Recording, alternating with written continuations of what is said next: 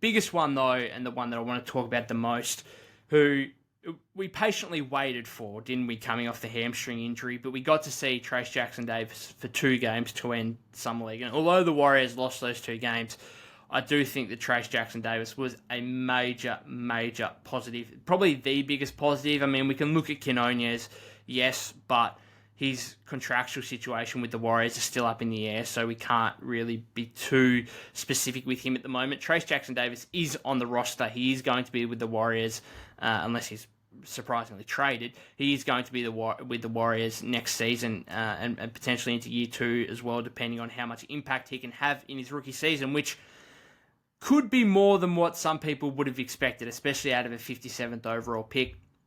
Obviously, 23 years of age, more advanced, and you can see, I think, that through his first 2 games in Summer League, there's clearly a maturity there that makes him different from other athletic but slightly smaller Warrior big men in the past. I mentioned last week the comparison that I had between him and Marquise Chris. I think there's a lot more maturity about Trayce Jackson-Davis. I think he's a much more fit for the Warrior system. He's got a better feel for the game than what Marquise Chris would have had. Another comparison is Jordan Bell, especially with the athleticism. I mean, this guy is a really good athlete. Now, yes, he's only 6'9", he's undersized, but in terms of the vertical floor spacing that he can provide the Warriors, the vertical floor spacing that he could potentially provide Chris Paul in the pick and roll game, I think it's a really exciting element that Golden State don't really have at this point.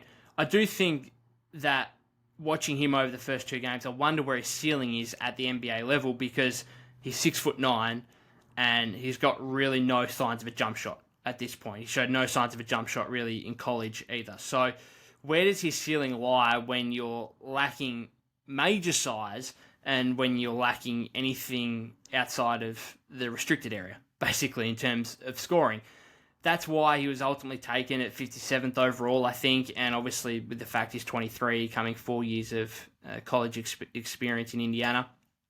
However, the stat lines read really well, and the play reads really well from his 2 games. 14 and 7 in his debut game, couldn't have done any more, and more impressive even against the Raptors on Saturday with 18 and 10. 8 of those rebounds came on the offensive end, which is one, really exciting, but it also made me question, it's like, you're getting 8 on the offensive end, could you not have done more potentially on the defensive end? But you do have others, like Quinones is a reasonable rebounder for a guard, and Podziemski as well, we've identified previously, is a great rebounder for a guard at this point, at least of what we've seen in Summer League and what we saw in college. So, very impressive, Trayce Jackson-Davis. The biggest thing for me, I think, going back to his lack of a jump shot, is, yes, it may become an issue and you would like to see him develop that part of his game, but I'm actually pretty excited by his scoring threat just as a roller or playing in the dunker spot, and the ability to put up 14, 18 points in 2 Summer League games coming off a hamstring injury. Spoke about that vertical floor spacing before that the Warriors haven't really had in recent times. Obviously, James Wiseman was supposed to be that guy, but defensively and just his fit in the Warriors system was never able to get to a consistent point where he was able to play for more than 5-10 minutes a night before the Warriors obviously traded him to the Detroit Pistons at the February trade deadline. We love Kevon Looney. Absolutely love Kevon Looney. He's turned himself into a fantastic player, one of the best role players in the NBA. But one of the biggest and most frustrating things with Loon is the fact that you often see him receive passes in the paint, whatever else, and there might be an alley-oop opportunity, and just that lack of athleticism with Loon means that he has to bring the ball back down. And how many times do you see him get stuck under the rim where he has to pump fake before finally getting his shot off? And that's something that I think it's nothing against Loon. That's just who he is. He's had a lot of injuries earlier in his career. But it is a frustrating element, especially when you're bringing in someone like Chris Paul, who can throw lob passes. We know he's known for that from his time with the Clippers.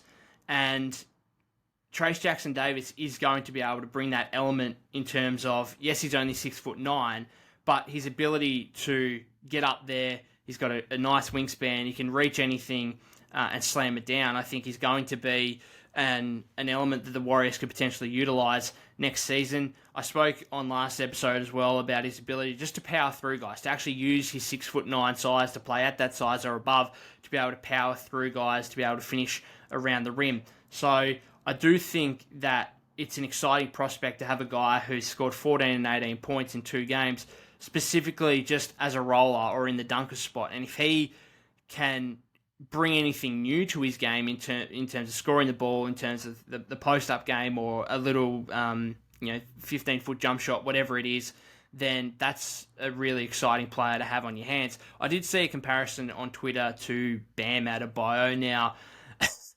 I think we need to just calm down a little bit on that. Bam Adebayo is an all-star level player in this league. I don't think Trayce Jackson-Davis is ever going to get to that level at all. I think Bam has a mid-range jump shot for starters, which Jackson-Davis could develop, sure, but I'm not sure he's ever going to develop the kind of defensive versatility that Bam has as one of the best defenders in the league. I don't think anyone's expecting Trayce Jackson-Davis to ever be that player. So I think we need to hold off on those comparisons just a little bit.